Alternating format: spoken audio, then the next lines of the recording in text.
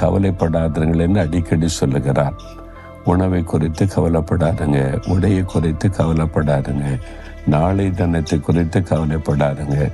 ஏதோ ஒரு கவலை உள்ளத்தில் இருக்குல்ல, ஏதோ ஒரு தேவை குறித்த கவலை, நாளைக்கு என்ன பண்ணுறது, இதுக்கு என்ன செய்கிறது, அதுக்கு என்ன செய்கிறதுன்னு இப்படி சில தேவைகள், சில பிரச்சனைகள் நம்மை பாதித்து கவலை கொண்டு வருது.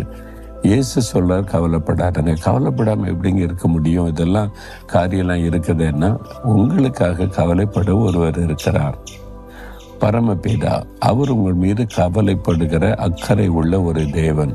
உங்களை போஷிக்கணும், உடுத்து வைக்கணும், உங்களை ஆசீர்வதிக்கணும், உங்களை தேவைகளை சந்திக்கணும் அவருக்கு தெரியும். அதாவது தேவனுடைய ராஜ்யத்தை தேடுங்க. பரலோக ராஜ்யத்தில் ஒரு பெரிய புஸ்தகம் இருக்கிறது, ஜீவ புஸ்தகம்.